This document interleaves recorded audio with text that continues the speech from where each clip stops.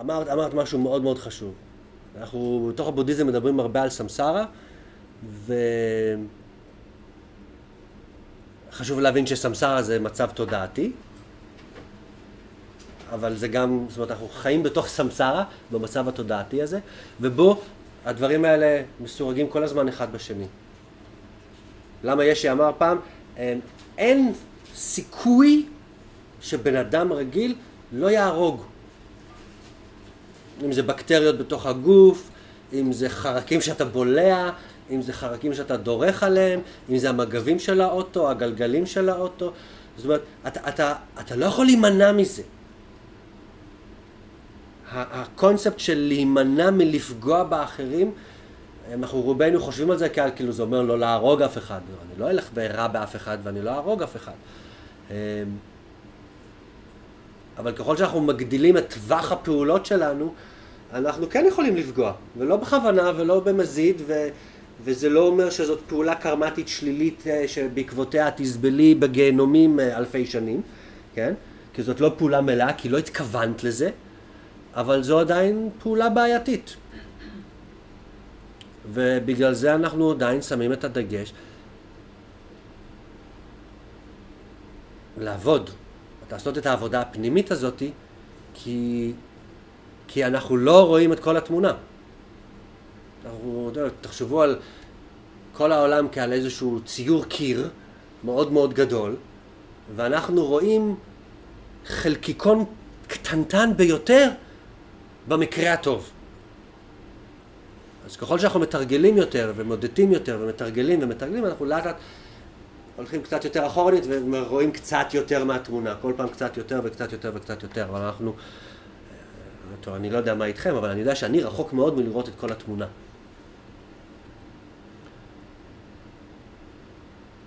ככל שאנחנו מתרגלים יותר, אנחנו נהיים בטוחים פחות. אנחנו מתחילים ממקום של אני יודע, ככה העולם צריך להיות, ככה אנשים צריכים להתנהג, ככה זה, וככל שאני יותר מתרגל, ככה אני נכנס יותר למקום הזה של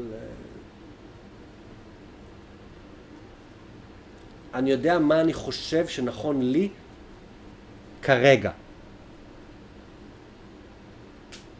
הרבה מעבר לזה אני לא יודע. אני חושב, יש לי מחשבות כאלה ואחרות, כן? אני מעדיף להתנהל בצורה כזאת או להתנהל בצורה אחרת. להציל את העולם אני לא אציל. האם זה אומר שאני אפסיק לנסות? זה נושא שעולה בתוך הבודהיזם הרבה, כן? כי אני מתפלל כל יום להגיע להערה על מנת שאני אוכל להציל את כל הברואים. את כל היצורים אני רוצה להציל על ידי זה שאני אגיע להערה. בשביל מה אני מתרגל להגיע להערה? אם לא בשביל להציל את כולם. האם זה אפשרי?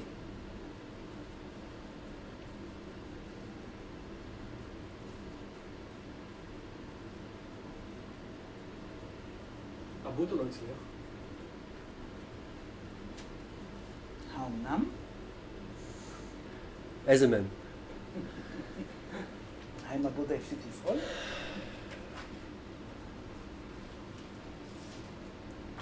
נירוונה. החותם האחרון אומר, נירוונה היא השלווה האמיתית.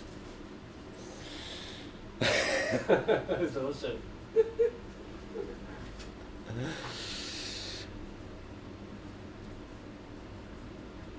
אז שלווה אמיתית, הבנו. אנחנו כאן פחות או יותר חושבים שאנחנו יודעים מה זאת שלווה אמיתית, כן? בבקשה. מישהו שהתחיל את הדרך, יודע. לא. מה זה אומר? מהי שלווה אמיתית? בעקבות מה שדיברנו עליו היום. שאנחנו רואים את המציאות כפי שהיא. שאנחנו רואים את המציאות כפי שהיא, ללא בורות, ללא סבל. היאחזות ודחייה. אז אם אני מצליח לראות את המציאות כפי שהיא, ללא הבורות, ללא ההיאחזות וללא הדחייה, הפעולות שאני מבצע לא גורמות לי לסבל. השלווה האמיתית היא ההיפסקות של הסבל. כשהמקור של הסבל זה שלושת הרעלים האלה שדיברנו עליהם. אבל איך זה שלווה ונגיד לא הופך להיות לאיזה אפתיות או אדישות? כי אם שום דבר לא נוגע בך בעצם, אתה רק באיזה מין התבוננות כזאת. איך זה שלווה? אני אשאל אותך שאלה. הבודה רואה אקט נוראי שנעשה.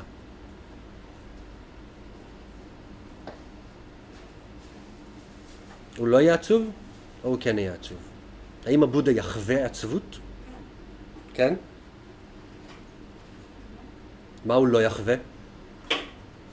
סבל. האם אפשר לחוות עצבות ללא סבל? כן, כנראה. כנראה. ככה שמעתי. כה אמר הבודה. Das er זאת אומרת, יש את העצבות או את הכאב, אבל אין את ההתעצמות של זה, שזה הסבל. אז מה אין פה? מאחזות. אין האחזות. אין פה עצות, אבל איפה השלווה, אני רוצה להבין. מה זה שלווה? שלווה זה, יש בזה משהו נינוח ונעים. כן. שלווה זה נשמע תמיד טוב. נינוח ונעים, אבל לא אדיש. שלווה נינוח ונעים ולא של אדיש, כאילו. האיזון אולי, אולי משהו שהמאוזן. הרמוני יותר, זה ולא השם. לא בהכרח נטול רגש. הוא יודע שיש סבל, הוא יודע שקורים דברים לא... אני זוכר בפעם הראשונה שקראתי על הבודה. אני זוכר, זה היה הספר של הרמן הסה. לא, סידרת. וסיימתי את הספר והייתי מזועזע לחלוטין. כאילו, מה זה הרובוט הזה? איך אתה יכול בעצם... מה זה? זה לא להרגיש. היום ברור לי שככה זה נראה לנו. אנחנו לא יכולים לראות את העולם בלי הדרמה. אנחנו צריכים את זה, אנחנו משתוקקים לזה, אנחנו מכורים. אנחנו לא יודעים משהו אחר.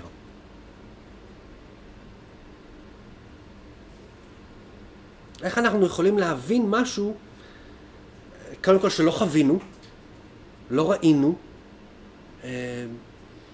אינטלקטואלית ככה, מאוד קשה להבין, כאילו באמת ניכנס לטקסטים שמגדירים מה זה להיות בודה ומהם התכונות של הבודה, אז בכלל אתה מאבד כל קשר למציאות.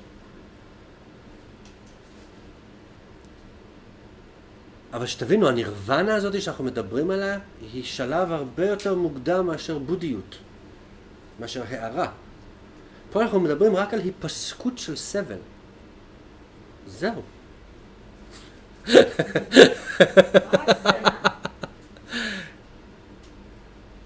זה ברגע שאני לומד לראות את המציאות כפי שהיא, ברגע שיש לי הבנה ישירה, קוראים לזה הבנה ישירה, לא הבנה אינטלקטואלית, אלא הבנה ישירה.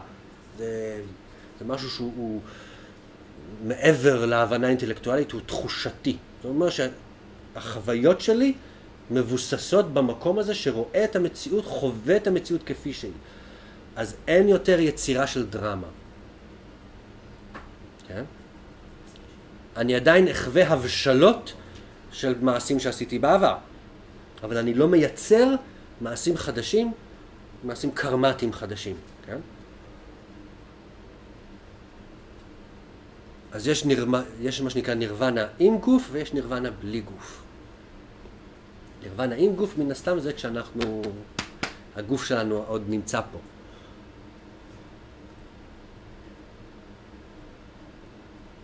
ההגדרה היא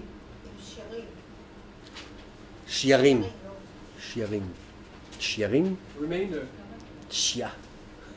גוף זה גם טוב. כן. ההגדרה היא, אני ניסיתי לתרגם אותה לעברית, היפסקות אנליטית אשר באה לידי קיום כאשר נוטשים את אחרון הכתמים. הכתמים מבחינתי זה afflictions. זה לא אקט של היפסקות או מעבר מעבר לעצבות, beyond sorrow, אך תופעה בזרם התודעה של היוגי, אשר היא רק חוסר הימצאות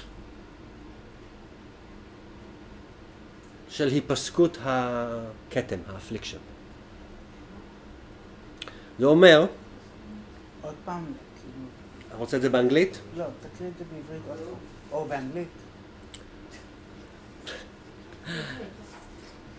Nirvana is an analytical cessation, היפסקות אנליטית, that comes into existence upon the abandonment of the last affliction.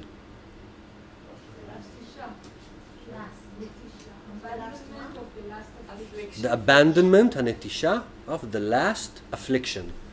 אני השתמשתי במילה כתמים, כי אני אוהב אותה. זה האפליקשן, זה משהו כן. כן.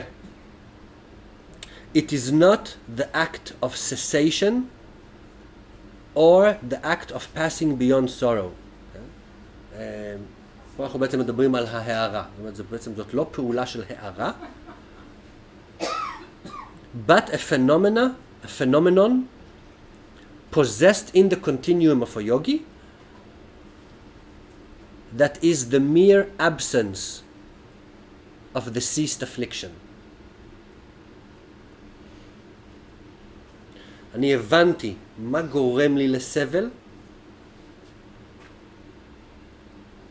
אני הצלחתי להגיע אל המקום הזה שבו הבנתי איך אני נפטר מהגורמים לסבל, ונפטרתי מהגורמים לסבל. אוקיי? ההיפטרות הזאת שנמצאת בתוכי, שהיא חלק ממני, ההיפטרות הזאת היא הנירוונה.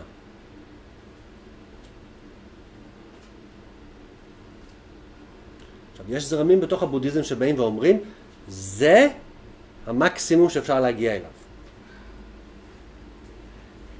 שזאת שאיפה מכובדת מאוד, ואם אנחנו נצליח להגיע למקום הזה, אנחנו מפסיקים לסבול.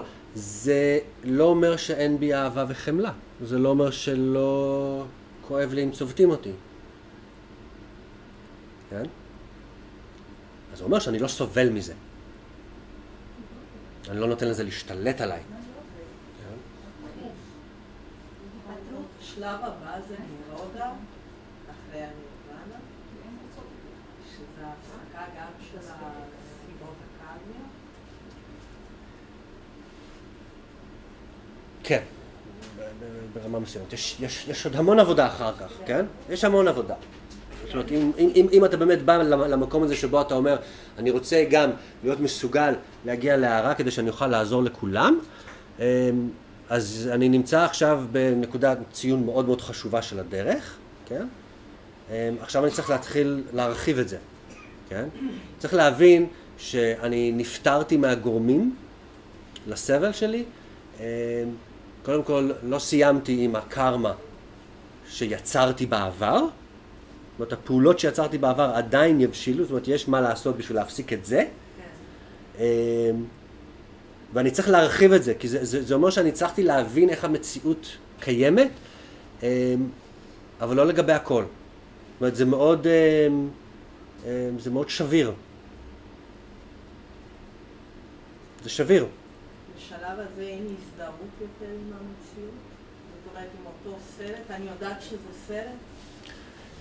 עד שבן אדם מגיע לנירוונה, זאת אומרת, נגיד, לפני או קרוב לנירוונה, הוא יודע שזה סרט רע ולא מזדהה יותר? אתה מכיר את האנלוגיה של המופע קוסמות? אז בקונטקסט או עם אחר. החבל, אני לא. אז יש לנו קוסם שהוא עושה מופע קוסמות, הוא לקח כמה אביזרים וכישף אותם שיראו כמו סוסים ופילים, אוקיי? יש לנו את הקהל שנכנס לתוך האולם ורואה סוסים ופילים, אוקיי? זה הקהל שבעצם חי בתוך האשליה. מה שהוא רואה זה רק את האשליה. יש לנו את הקהל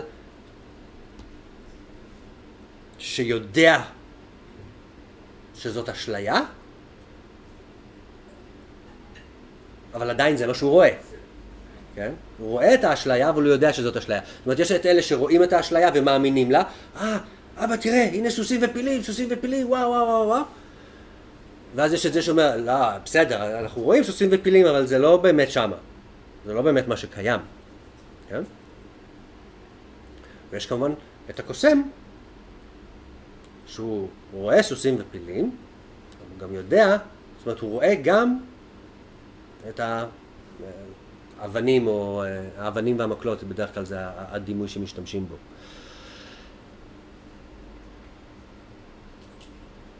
אז השלב הזה שעובר בין, זאת אומרת, ברגע שאני מתחיל להבין איך המציאות נראית, זה לא אומר שאני מפסיק לראות את האשליה, אני ממשיך לראות את האשליה. יש אפשרות שהמאוורר יעבור מפה, כדי שנער פשוט מתים, וזה לא אשליה.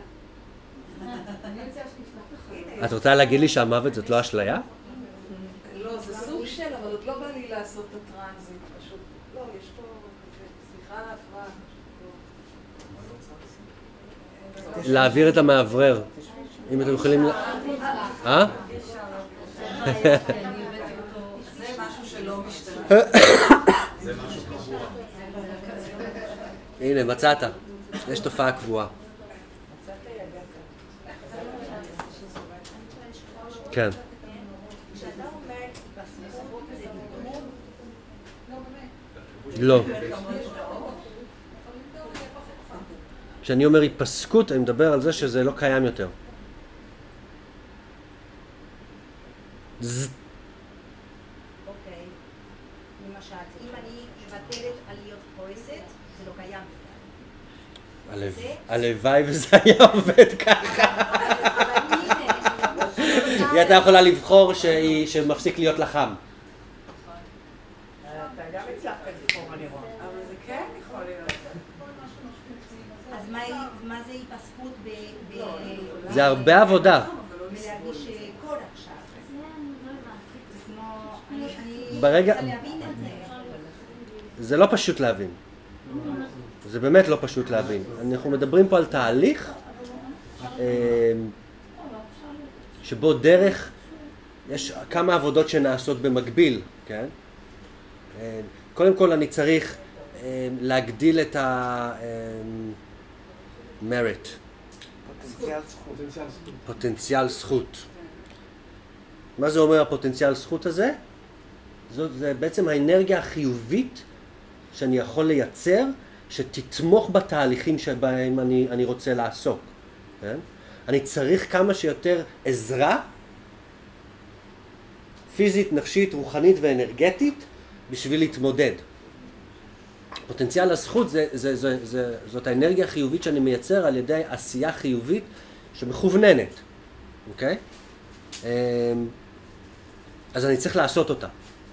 היא תתמוך בי ותעזור לי למשל להסיר ספקות ומכשולים מהתהליך האינטלקטואלי שאותו אני צריך לעבור בשביל להיות מסוגל להבין באמת מהם הדברים שאותם אני רוצה, מה אני באמת רוצה להפסיק, למה אני רוצה להפסיק, איך אני מפסיק. זאת אומרת, כל תהליך החשיבה האנליטי. אני חייב להיות מסוגל להתרכז בתהליך האנליטי מתחילתו ועד סופו ללא שום הפרעה. זה דורש יכולת ריכוז מאוד מאוד גבוהה. אז אני צריך להתאמן. אז אני צריך לתרגל, ואני צריך להתאמן, ואני צריך ללמוד, ואני צריך להגות, ואני צריך לייצר פוטנציאל זכות. כל הדברים האלה ביחד יביאו אותי למקום הזה, שבו אני אצליח לזהות, כמו שאמרנו מקודם, מהם הגורמים שלי לסבל. ניקח לדוגמה את הכעס, אוקיי? אז הכעס הזה שהוא גורם אצלי לסבל, מה הגורמים של הכעס אצלי? מה הגורמים של הכעס בכלל? להצליח לגשת למקורות שלהם ולהבין אותם. ואיך אני מפוגג אותם לחלוטין על ידי הבנת המציאות. ברגע שההבנת המציאות שלי היא לא אינטלקטואלית, אלא היא ישירה, זה יתפוגג. כי כל ראיית העולם שלי השתנתה. כל הבנת המציאות שלי השתנתה. אני עדיין רואה את האשליה, אבל אני לא מאמין לה יותר. אני יודע שזאת אשליה. אני יודע שהרגשות האלה, אני יודע שהתחושות האלה, וכשאני אומר אשליה, מאוד חשוב להבין, זה לא אומר שזה לא קיים. בשביל הרבה אנשים זה קיים. זה אמיתי. אבל זה גם אשליה. זה אשליה כל עוד אני נותן לזה מקום. אני הופך את זה לאמיתי, אני חי לפי זה. אז הדרך לשם, אנחנו אוהבים להגיד fake it till you make it, שזה משפט שצריך להיזהר איתו, כי לפעמים כשאתה עושה הרבה מהזיוף, אז אתה נשאר בזיוף, וזה מאוד מסוכן, אז אתה תהיה פשוט מזויף. זאת לא המטרה. ברגע שלמשל, אנחנו מרגיש שזה רגע שוקר, לא כעס, נגיד... למה? אני מאוד טוב בכעס. והאמירה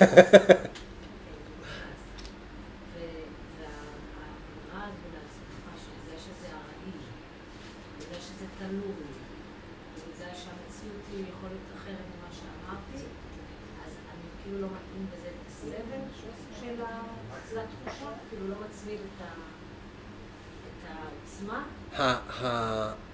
האחזות בכעס, כן, באה כתוצאה מעיריית המציאות. אז אם אני כועס, בדרך כלל יש 3 דברים. יש אותי, תחושת עוצמה, כוח, ואני צודק, האקט של הכעס, והאובייקט של הכעס. כן? אז האמת היא שאני נזכר בחוסר הקיום העצמאי של כל הדברים האלה. שום דבר מהשלושת הדברים האלה לא קיים בזכות עצמו, ולא באמת קיים כמו שאני חווה אותו ברגע זה. ברגע זה אני חווה כעס, זה אומר שאני רואה את המציאות לא נכון. אני רואה את העולם בצורה מעוותת. עכשיו, איך אני מפוגג את זה? כמה שיותר מהר. כן? כי בדרך כלל כשאתה כועס, אתה כועס. מישהו יבוא ויגיד לך, תירגע, תתרגל חמלה. אפילו שאתה לא מרוקאית, זה המרוקאית. כן, בדיוק. כאילו גם הפולני הופך להיות חיה פרועה. כן? אז לא יעזור מה שמישהו יבוא להגיד. זה בטוח. לכולם יש עצבים. לא, לאשכנזים אין. מה פתאום? לא, נורא עדינים.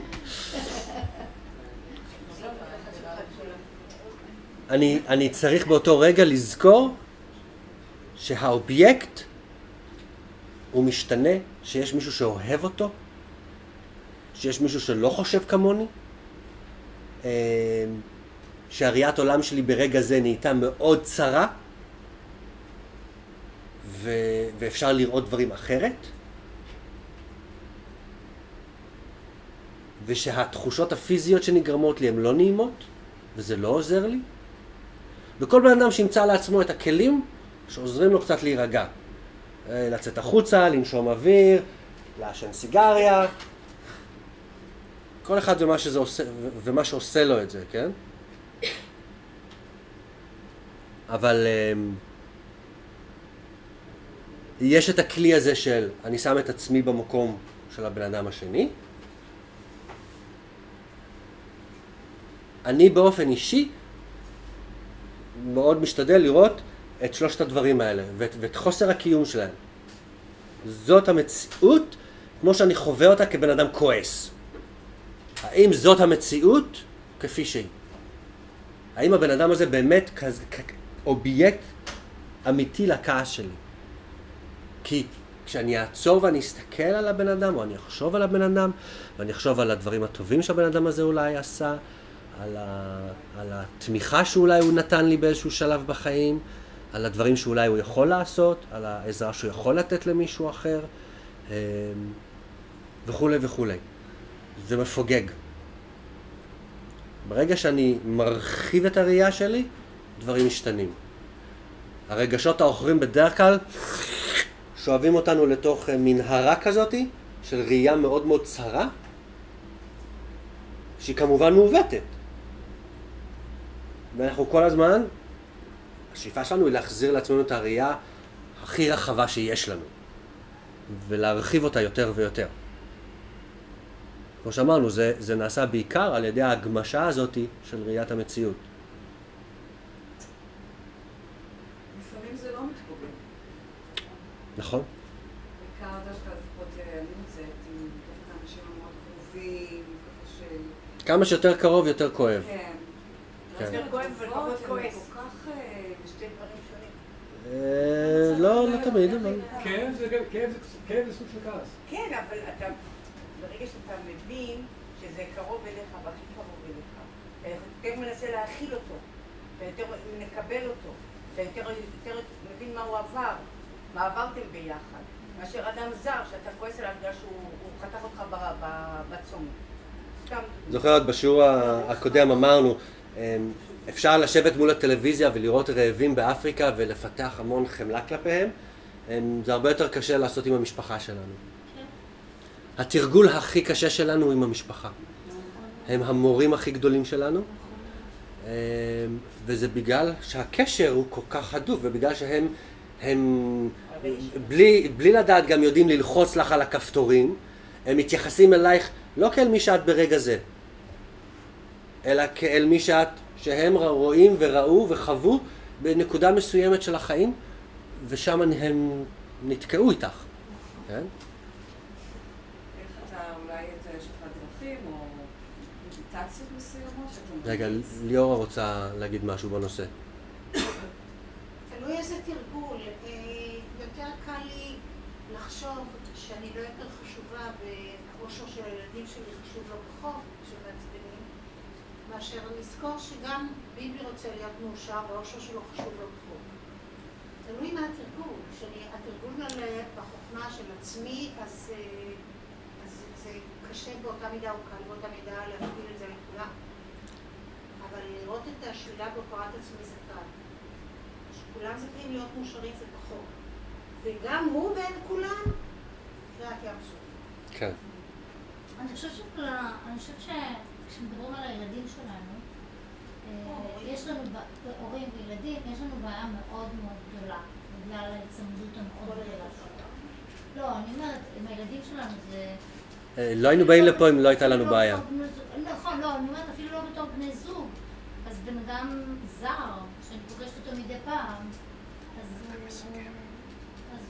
אני לא חובה את הצורך לתרגל את זה, כמו בן אדם שנמצא איתי, והילד שלי, שיש לי איזושהי הרגשה שהוא חלק ממני, אז בכלל אני נצמדת למה שאני רוצה ממנו.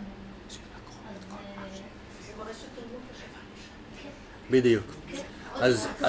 אז קודם כל, זאת אומרת, מי שרוצה להיות מתרגל בודהיסט, ועכשיו,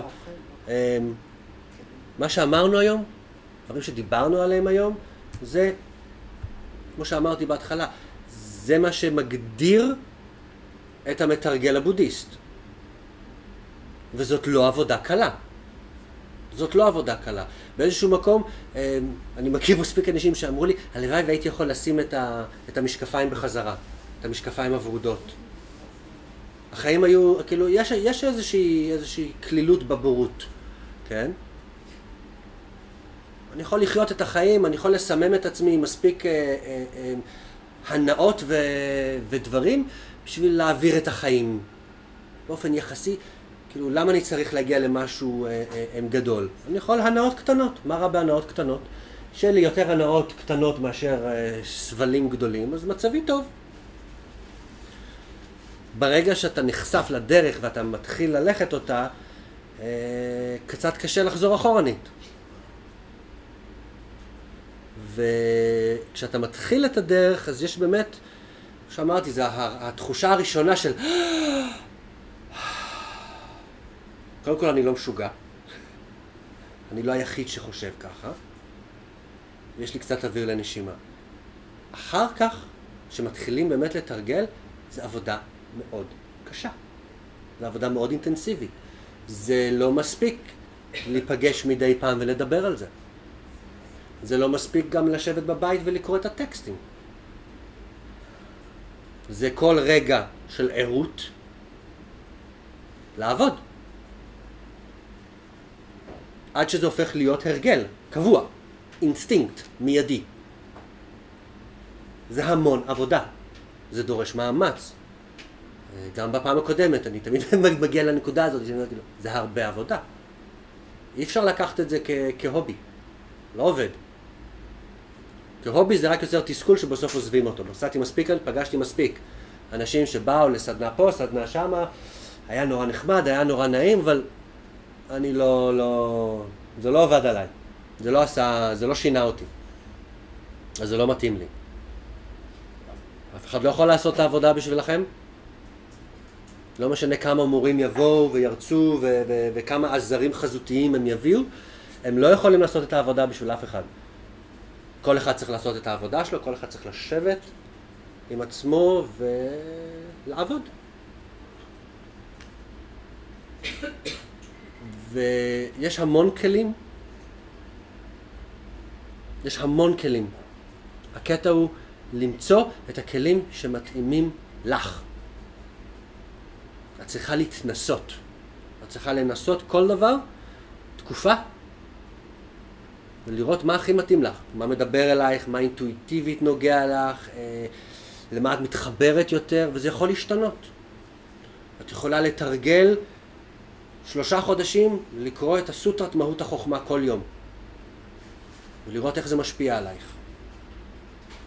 לראות מה זה גורם לך.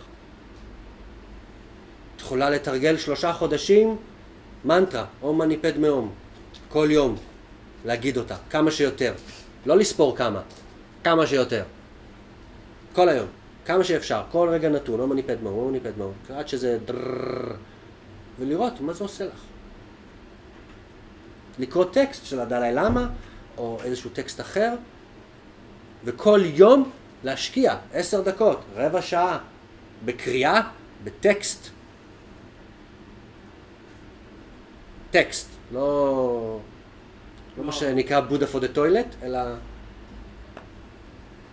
לא מגזין, אלא טקסט, לקרוא ולראות מה זה עושה לך. ולמצוא. האם אני צריך יותר לתרגל עכשיו חוכמה? לנסות לנתח ולהבין דברים?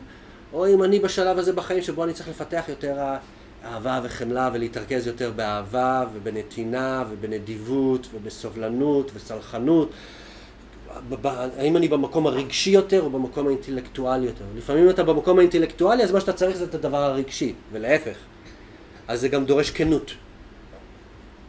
ואדם צריך להיות מאוד כנה עם עצמו, מאוד אמיתי עם עצמו, ולדעת מה נכון לו, ולמצוא את זה, ולעשות את זה.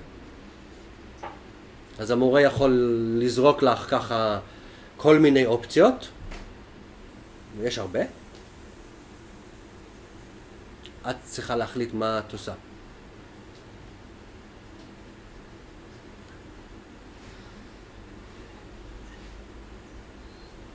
לא משנה באיזה נושא אנחנו נהיה, ולא משנה באיזה טקסט אנחנו נתעסק. אנחנו מנסים להבין איך התודעה שלנו עובדת. אנחנו מנסים להבין מה בתודעות שלנו גורם לנו לסבל. אין לי תודעה אחת. אין לי תודעה קבועה. אני מתאר את זה כמו נהר עם המון זרמים, וכל זרם תודעה הוא שונה. יש תודעות שיכולות להיות קיימות במקביל בו זמנית, ויש תודעות שמנוגדות אחת לשנייה ולא יכולות להיות קיימות בו זמנית. כן? אני לא יכול לאהוב ולשנוא בו זמנית את אותו אובייקט. אז אם אני רוצה להתמודד עם הכעס שלי כלפי מישהו, אני צריך לתרגל אהבה כלפי הבן אדם הזה. היגיון. אם יש לי בעיה עם מישהו, אז איתו אני צריך לתרגל.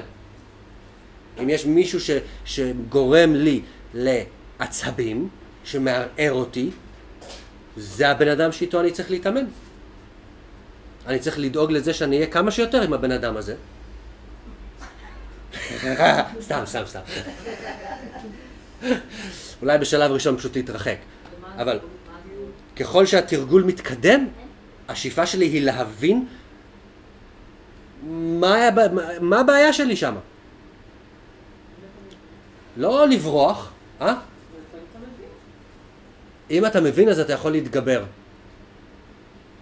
איזה סיטואציה, אם זה בעל מכה למשל, או יש כל מיני סיטואציות, כאילו... תלוי מה אתה מבין. מישהו שהוא סדיסט, או מישהו שהוא... תלוי באיזה סיטואציה. לא תמיד זה נכון לרצות להתמודד עם זה. להתמודד עם זה גם יכול להיות, לא צריך לברוח, זה לקום וללכת, כן? חובה. לקום וללכת זו גם החלטה, זו גם פעולה שאתה מבצע, כן? לברוח, שוב פעם, יש הבדל, נכון?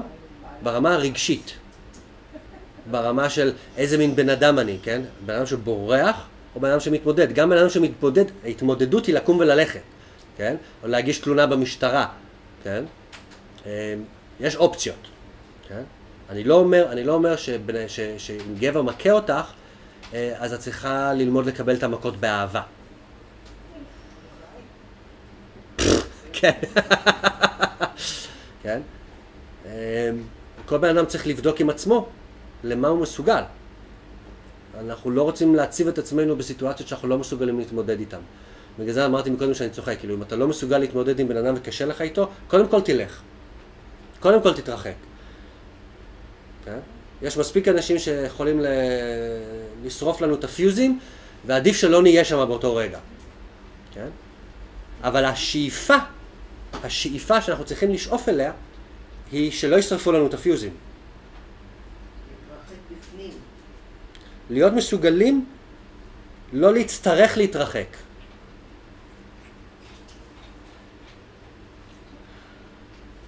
אני לא צריך להיות מלכתחילה בתוך סיטואציה כזאת. את מבינה שכאילו אישה שמוצאת את עצמה, או גבר שמוצא את עצמו בתוך סיטואציה שבו הוא, שמתעללים בו, הוא חלק מהסיטואציה. קרמה היא נושא מאוד קשה, מאוד לא נעים לפעמים, מאוד קשה לקבל את זה. יש לנו אחריות מלאה על החיים שלנו. אחריות מלאה על החיים שלנו. כל מה שאנחנו חווים זה מעשה ידינו. האם יש לנו את הכוח לשנות את זה? האם יש לנו את היכולת לשנות את זה? האם אנחנו רוצים לשנות את זה? זה כבר תלוי בנו. אנחנו יכולים לעשות הכל. אם אנחנו רוצים. הבעיה היא בדרך כלל שאנחנו מכורים לסבל שלנו. הרבה פעמים יותר נוח ונעים לנו בתוך הסבל שלנו, מאשר להתנסות במשהו חדש, שונה ומפחיד. אז אל תפחדו לנסות משהו חדש. כתבת פה חומר בקריאה Meditation on Emptiness. מה זה ספר? זה מדיטציה? זה וואה. לא מומלץ למתחילים. זה מאוד יבש ואנליטי, עם המון המון המון המון הגדרות, קשות. לא מומלץ למתחילים, קודם כל. לא, אני אומר את זה בהזהרה, כי כשאני קראתי את זה, זה היה מונח אצלי על המדף 3 שנים אחר כך, ואני אפילו לא התקרבתי לזה, רק מחשש ומפחד, וזה יכול להיות גם מדכא. ג'פרי הופקינס.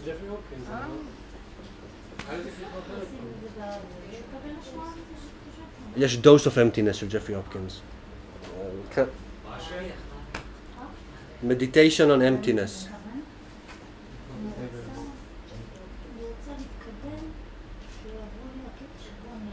אבל אני אכין אולי רשימה של דברים מומלצים יותר פרקטיים אולי, ואני אשלח לכם. בסדר? תעשה לנו שיעור לקרמה יום אחד? בהזדמנות קרובה? בהזדמנות קרובה? יש בתכנונים? קרמה, כן, טוב. קרמה זה בסוף. קרמה זה, כן. יש הרבה על מה לדבר לפני קרמה. קרמה היא נושא מאוד קשה. ושיהיה קרמה. הבודה אמר, שקמוני בודה אמר, יש הרבה דברים שאפשר להבין, כולל את הריקות. קרמה?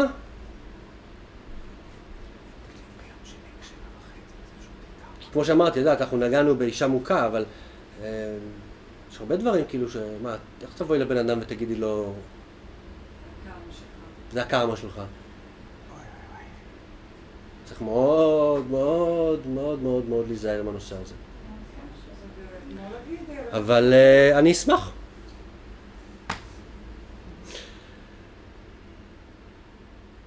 הקדשות?